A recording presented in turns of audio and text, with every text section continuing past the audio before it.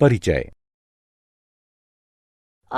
जैसा कि हम पहले चर्चा कर चुके हैं, सभी जीवित प्राणी पोषण की प्रक्रिया द्वारा भोज्य पदार्थ ग्रहण करते हैं, जिनकी सहायता से उन्हें विभिन्न जैविक क्रियाओं के लिए ऊर्जा प्राप्त होती है।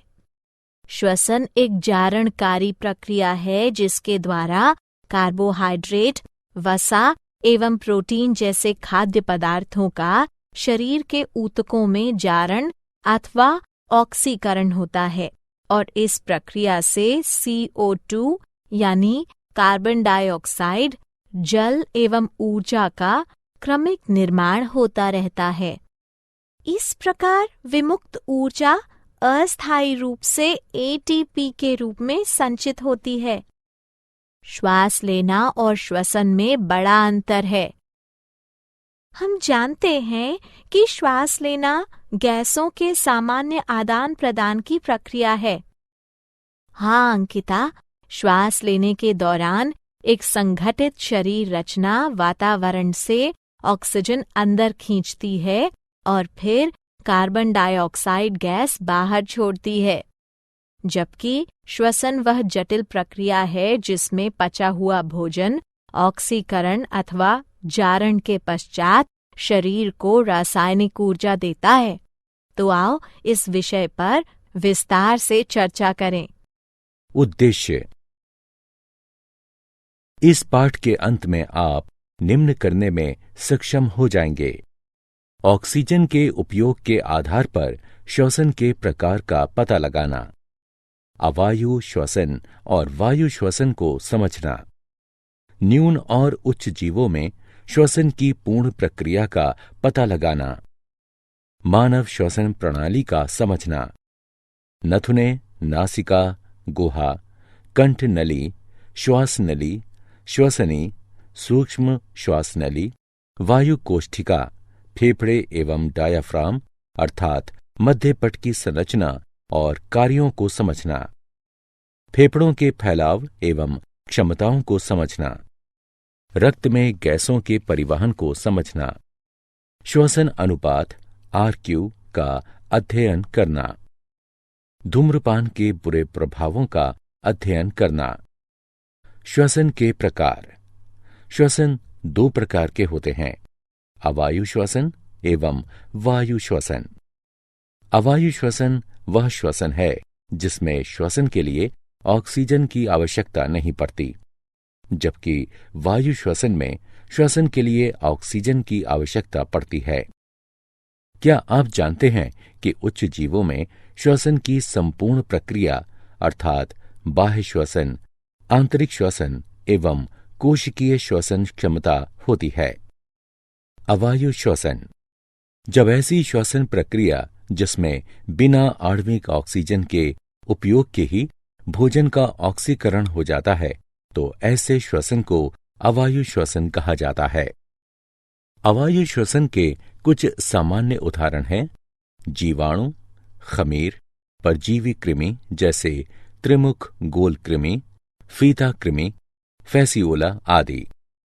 सूक्ष्म जीवों में अवायु श्वसन के स्थान पर सामान्यतः किण्वन शब्द का प्रयोग किया जाता है। सूक्ष्म जीवों अथवा उनके एंजाइमों की सहायता से कार्बोहाइड्रेट्स एवं अन्य कार्बनिक यौगिकों का अवायवीय टूटन द्वारा अल्कोहल, कार्बनिक अम्ल, गैस आदि में परिवर्तित होने की प्रक्रिया को किण्वन के रूप में परिभाषित किया जाता है। वायु श्वसन। जब श्वसन के लिए ऑक्सीजन का उपयोग होता है तो इसे वायु श्वसन कहा जाता है। उदाहरण अधिकांश पेड़ पौधे एवं पशु। क्या आप जानते हैं कि जब हमारी मांसपेशियों की कोशिकाओं में ऑक्सीजन की कमी होती है तो पाइरूवेट लैक्टिक अम्ल में रूपांतरित हो जाता है। इसमें भी 3 कार्बन अणु होते हैं। अगर हम अचानक कुछ करते हैं तो लैक्टिक एसिड के निर्माण के कारण हमारी पेशियों में अकड़न पैदा हो जाती है। बाह्य श्वसन। बाह्य श्वसन वह प्रक्रिया है जिसके द्वारा रक्त एवं वायु के मध्य गैसों का आदान प्रदान होता है। यह एक भौतिक प्रक्रिया है।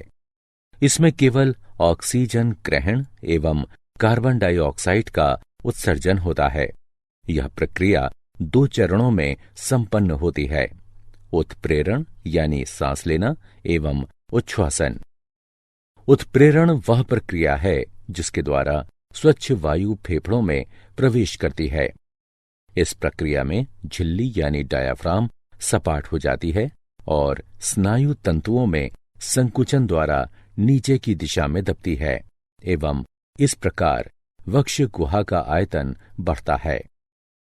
बाह्य पसलियों के बीच की मांसपेशियां पसलियों एवं उरोस्थि में ऊपर एवं बाहर की दिशा में संकुचन एवं खिंचाव उत्पन्न करती हैं और इस प्रकार वक्ष गुहा का आयतन बढ़ जाता है। उच्छ्वासन वह प्रक्रिया है जिसके द्वारा फेफड़ों से कार्बन डाइऑक्साइड गैस यानी CO2 को बाहर निकाला जाता है। डायाफ्राम यानी झिल्ली के स्नायु तंतु जब शिथिल पड़ते हैं तो यह उत्तल आकार ग्रहण कर लेते हैं और तब वक्ष गुहा के आयतन में भी कमी आ जाती है। बाह्य पसलियों के बीच की मांसपेशियां जब शिथिल हों और पसलियों में भीतर की तरफ एवं नीचे की दिशा में खिंचाव उत्पन्न करें तो इस प्रकार वक्ष गुहा के आयतन में कमी आती है। आंतरिक श्वसन। आंतरिक श्वसन वह प्रक्रिया है जिसके द्वारा रक्त एवं ऊतक द्रव और ऊतक द्रव एवं कोशिकाओं के बीच गैसों का आदान प्रदान होता है। कोशिकीय श्वसन। कोशिकीय श्वसन वह प्रक्रिया है जिसमें कोशिकाएं चयापचय के लिए ऑक्सीजन यानी O2 का उपयोग करती हैं एवं अवशेष के रूप में कार्बन डाइऑक्साइड यानी CO2 उत्सर्जित करती हैं। न्यून जीवों में गैसों का विनिमय। न्यून जीवों में श्वसन के लिए कोई विशेष अंग नहीं होता, अतः एक कोशिकीय जीवों में कोशिका एवं बहुकोशिकीय जीवों में शरीर की सभी कोशिकाएं श्वसन में भाग लेती हैं। सभी कोशिकाएं सीधे तौर पर जल से संपर्कित रहती हैं, इसलिए आसपास के जल में घुले ऑक्सीजन का शरीर की कोशिकाओं के कार्बन डाइऑक्साइड से सीधा विनिमय होता है। इसे त्वचा श्वसन के नाम से जाना जाता है। कोशिकाओं के माइटोकॉन्ड्रिया में जो ऑक्सीजन रहती हैं उसका उपयोग शर्करा के ऑक्सीकरण में होता है और इससे CO2 जल एवं ऊर्जा समृद्ध अणुओं का निर्माण होता है। कुछ सामान्य उदाहरण हैं अमीबा, पैरामीशियम, स्पंज एवं कोलेंटेरेट। उन्नत जीवों में गैसों का विनिमय। उन्नत जीवों के शरीर की भित्ति मोटी होती है, परिणाम स्वरूप विसरण संभव नहीं होता एवं इनमें चयापचय की दर भी उच्च होती है, अतः इन्हें अधिक ऊर्जा की आवश्यकता पड़ती है। उन्नत जीवों में गैसों के विनिमय अर्थात आदान प्रदान के लिए विशेष श्वसन अंग होते हैं। शरीर की कोशिकाओं एवं श्वसन अंग के बीच ऑक्सीजन एवं कार्बन डाइऑक्साइड के परिवहन के लिए इनमें रक्त नाड़ी तंत्र भी होता है। उन्नत जीवों में गैसों का संवहन त्वचा, गलफड़ा, श्वास नली अथवा फेफड़ों से हो सकता है। उभयचर एवं एनेलिड त्वचा श्वसन करते हैं। वैसी त्वचा से गैसों का संवहन हो सकता है जो पतली, नमीयुक्त, संवहनी एवं पारगम्य होती हैं। इसे त्वचीय श्वसन भी कहा जाता है। कड़ी खाल वाले जानवर, उपास्थि वाली मछलियां, बौनी मछलियां एवं मेढकों जैसे उभयचर गलफड़ा श्वसन करते हैं। इस प्रकार के श्वसन को क्लोम श्वसन भी कहा जाता है। ऑक्सीजन जल से ग्रहण किया जाता है। जल में घुले ऑक्सीजन एवं गिल लामेल्ले की रक्त कोशिका में विद्यमान कार्बन डाइऑक्साइड का विनिमय तब होता है जब जल गलफड़ों के ऊपर से गुजरता है। कीड़ों मकोड़ों में श्वास नली द्वारा श्वसन क्रिया होती है। श्वसन अंग वस्तुतः उच्च स्तरीय वायु नलिकाओं का गुच्छ होता है जिसे श्वसनी के नाम से जाना जाता है। यह श्वसनियां छोटी छोटी नली छिद्रों द्वारा वायु से जुड़ी रहती हैं, जिन्हें विवर कहा जाता है। फेफड़ों द्वारा श्वसन भूमि पर रहने वाले जानवरों एवं मनुष्यों में होता है। फेफड़े श्वसन अंग हैं। इसे फुफ्फुसीय श्वसन भी कहा जाता है। यह श्वसन प्रणाली के सहयोग से होता है। मानव श्वसन प्रणाली। मानव श्वसन प्रणाली का संरचनात्मक एवं कार्यात्मक संवहन वाला भाग अत्यधिक जटिल है। मम्मेलियन श्वसन प्रणाली अर्थात स्तन ग्रंथि से जुड़ी श्वसन प्रणाली में नथुने, नासापट के प्रत्येक ओर एक गुहा, कंठ नली, श्वास नली, श्वसनी, श्वासोपनलिका, वायु कोष्ठिका, फेफड़े, डायाफ्राम, मध्यपट अथवा झिल्ली सम्मिलित हैं। नथुने नाक के दोनों छिद्रों को नथुना कहते हैं। यह संयुक्त रूप से नासिका कक्षों में जाकर खुलती हैं। नासिका रंध्र। यह नासिका पट द्वारा 2 नासिका कक्षों में विभक्त हैं। प्रत्येक नासिका कक्ष में 3 क्षेत्र होते हैं, अर्थात कर्णकोटर, श्वसन एवं घ्राण क्षेत्र।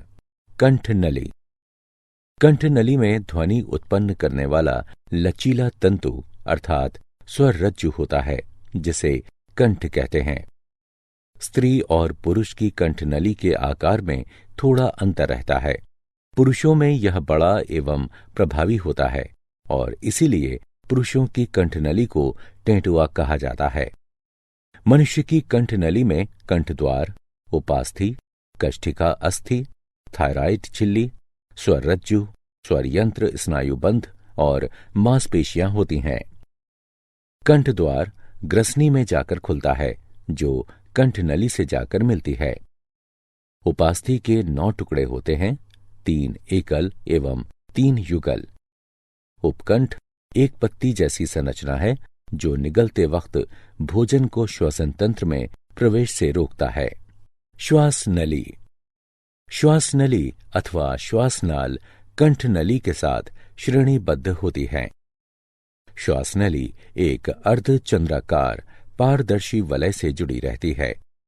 श्वास नली की श्लेष्मल झिल्ली के साथ एक क्रमबद्ध छदम स्त्रीकृत रोमक उपकला रहती है, जिसमें बलगम युक्त स्रावित चषक कोशिकाएं होती हैं और यह श्लेष्मय झिल्ली को बाहर धकेलने में मदद करती है। श्वसन नलियां। श्वसनी बहुवचन श्वसनिया, विशेषण श्वसनी संबंधी। श्वसन प्रणाली का वह वायु मार्ग है जो वायु के फेफड़ों तक खींचता है। श्वासोपनलिका। श्वसनी गुच्छ में छोटी नलिकाएं होती हैं, जिन्हें श्वासोपनालिका कहते हैं। फेफड़े के इस भाग में गैसों का विनिमय नहीं होता है। वायु कोष्ठिका। वायु कोष्ठिकाएं फेफड़ों की परम संरचनात्मक एवं शारीरिक इकाइयां हैं। वायु कोष्ठिका गैसों के विनिमय के लिए विसरण द्वारा बहुत बड़ी सतह जैसे स्तनधारियों की आंत में विली उपलब्ध कराती हैं। गैसों का विनिमय वायु कोष्ठिकाओं की श्वसन झिल्ली में सर्वत्र होता है। फेफड़े। प्रत्येक फेफड़ा दोहरी झिल्ली से ढका होता है, जिसे फुफ्फुस आवरण कहते हैं। फेफड़े को ढकने वाली बाहरी झिल्ली को पार्श्व फुफ्फुस आवरण कहते हैं। फेफड़े को ढकने वाली भीतरी झिल्ली को आंत्र फुफ्फुस आवरण कहते हैं। मनुष्य के दाहिने फेफड़े में 3 परलिकाएं होती हैं एवं बाएं फेफड़े में 2। डायाफ्राम अर्थात मध्यपट। डायाफ्राम अर्थात मध्यपट गुंबदाकार मांसपेशीय संरचना है, जो वक्ष एवं उदर गुहाओं को एक दूसरे से अलग करते हैं। डायाफ्राम स्तनधारियों की विशेषता है। डायाफ्राम की आपूर्ति मध्यच्छद नसों द्वारा की जाती है। डायाफ्राम में छेद होने की स्थिति में सांस रुक सकती है और यह प्राणघातक हो सकता है। श्वसन एवं फेफड़े का आयतन एवं क्षमताएं। 4 प्रकार के श्वसन आयतन होते हैं। ज्वारीय आयतन अर्थात टाइटल वॉल्यूम यानी टीवी, श्वास ग्रहणात्मक निग्रह आयतन अर्थात इंस्पिरेटरी रिजर्व वॉल्यूम यानी IRV, श्वास निस्सरण निग्रह आयतन अर्थात एक्सपायरेटरी रिजर्व वॉल्यूम यानी ERV एवं अवशिष्ट आयतन अर्थात रेसिड्यूल वॉल्यूम यानी RV। इसी प्रकार 4 श्वसन क्षमताएं भी होती हैं।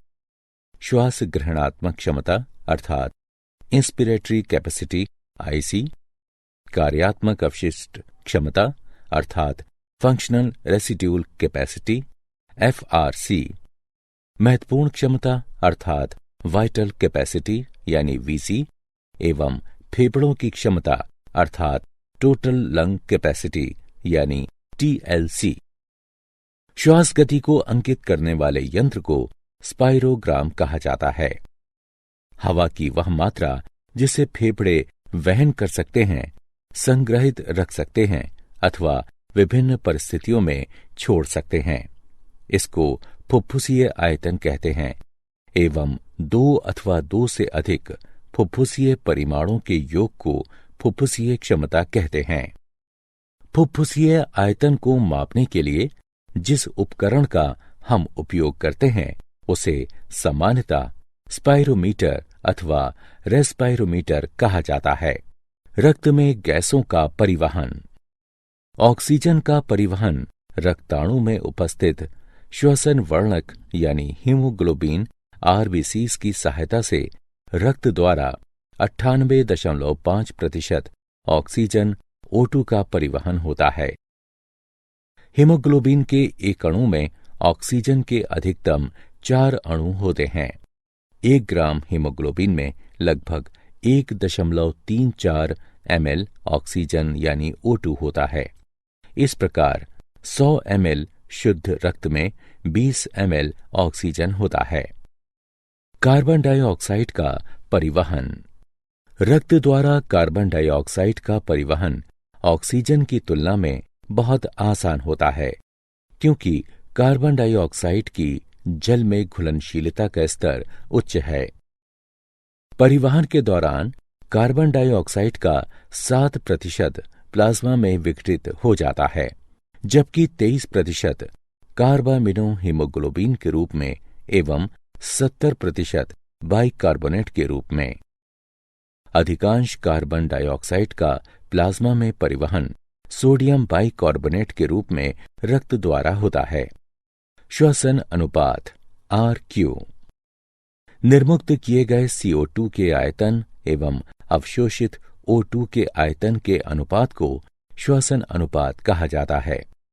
श्वसन अनुपात अर्थात RQ का अधः स्तर अर्थात सबस्ट्रेट के परिमाण पर निर्भर करता है। यद्यपि RQ के निर्धारण से हमें श्वसन में उपयोग किए जा रहे सबस्ट्रेट की प्रकृति और चयापचय के प्रकार का पता चलता है। धूम्रपान के बुरे प्रभाव। तंबाकू के धुएं में भारी मात्रा में जहरीले रसायन होते हैं जो मानव के स्वास्थ्य पर बुरा असर डालते हैं। इससे फेफड़ों का कैंसर, खांसी, ब्रोंकाइटिस अर्थात फेफड़े में सूजन, वात स्फीति एवं कार्बन मोनोऑक्साइड विषाक्तता हो सकती है। क्या आप जानते हैं, अधिकांश कोशिकीय प्रक्रियाओं के लिए ATP ऊर्जा मुद्रा की तरह है। श्वसन क्रिया के दौरान जो ऊर्जा मुक्त होती है उसका उपयोग ADP एवं अकार्बनिक फॉस्फेट से ATP अणु के निर्माण में होता है। कोशिका में ऊष्माशोषी प्रक्रिया संपन्न कराने के बाद रासायनिक प्रतिक्रिया को आगे बढ़ाने के लिए इस ATP का उपयोग किया जाता है। जब जल के उपयोग से ATP में टर्मिनल फॉस्फेट लिंकेज विघटित होता है तो इस प्रक्रिया के दौरान जो ऊर्जा उत्पन्न होती है वो 30.5 kJ मोल के बराबर होती है।